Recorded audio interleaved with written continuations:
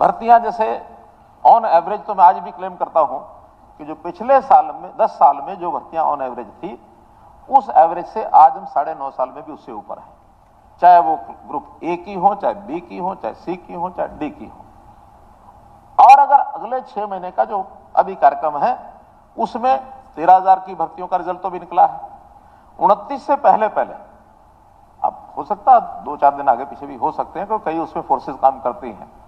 हमारे प्रोग्राम में यह है कि हम लगभग 6 और 14 20 और 8 28 29,000 भर्तियों का रिजल्ट ये आने वाले 8 दिन में निकलने वाला है। मैं आपको इन एडवांस बता रहा हूं।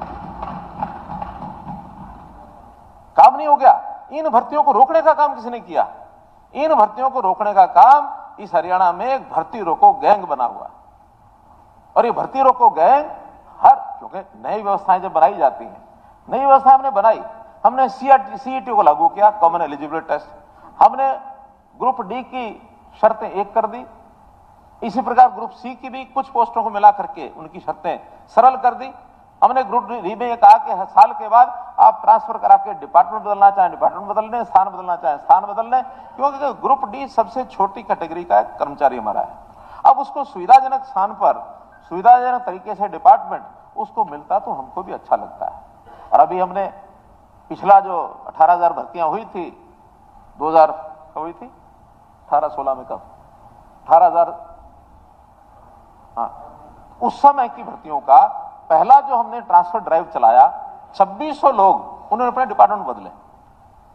क्योंकि जब एक कॉमन भर्ती होती है उस समय तो वो ले लेता है, जहां उसको मिलती है वहीं ले लेता है, बाद में कहता है ये डिपार्टमेंट मेरे लिए ठीक नहीं है। उदाहरण के लिए हमारे अटेंडेंट, ये जो एनिमल अटेंडेंट क्या कहते हैं उनको, एनिमल अटेंडेंट, इन्होंने भर्ती ऑप्शन भर दी कि हम तो हिसार में लुआस के अंदर जाके, लुआस नहीं जीएलएफ में एनिमल अटेंडेंट जाएंगे।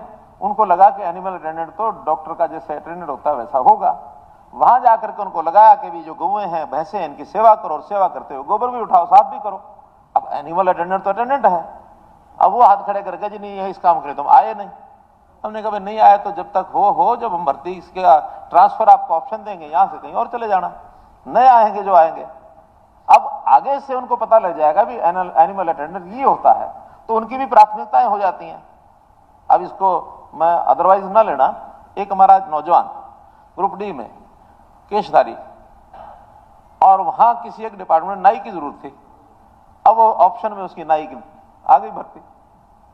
अब ज्वाइन तो उसने किया, ज्वाइन करने के बाद हमको भी लगा ये ठीक नहीं है, तो हमने उठा करके उसको दूसरी जो भर्ती है वो करानी पड़ी। तो ऐसे कई विषयों की प्रॉब्लम्स आती हैं। हमने उस ग्रुप डी की भर्ती में एक साथ करने का हेतु यही है कि इसके इंटरव्यू खत्म कर दो, डी के भी सी के भी, और ये अपने एग्जाम दे करके और एक साथ एक एलिजिबिलिटी टेस्ट हो जाए।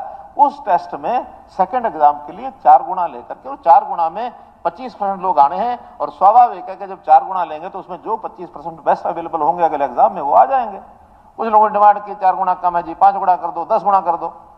भाई 25% लेने हैं, 100 में से 25 या 125 में से 25, लास्ट 100 से 125 में से कोई आएगा, संभावना तो कम है, फिर भी डिमांड एक आई हुई है। नेक्स्ट टाइम जो विचार करना होगा उसको करेंगे। इसलिए भर्तियों के अंदर हम ना पीछे हैं, ना कभी पहले थे, ना अब हैं, और नई भर्तियां हमारी मेरिट के हिसाब से चल रही हैं, मेरिट के हिसाब से चलेंगी।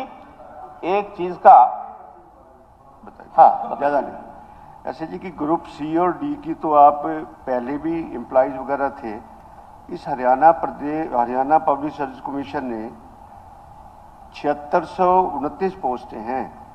5 साल के अंदर जो श्रीमान वहाँ पर चेयरमैन बैठे हुए हैं उन्हें सिर्फ 963 अपॉइंटमेंट हुई हैं। अब देख लो कि 5 साल में 7600 पोस्टों के बाद 963 अपॉइंटमेंट हुई हैं, और 5400 अपॉइंटमेंट ऐसी हैं जिनको रीएडवर्टाइजमेंट किया गया है। इनको पता नहीं कितनी बार आप उसको पब्लिश करते हैं, सब कुछ है। 2019 से लेकर प्रोसेस करके और फाइनली कहते हैं जी कि बाकी पोस्टें भर देंगे। ये तो रिक्रूटमेंट का आपका सिस्टम वहां पर हरियाणा पब्लिक सर्विस कमीशन के अंदर क्या हो रहा है, किस बात के लिए हो रहा है। Forward commission is sitting there के 5 साल के अंदर वो सिर्फ 9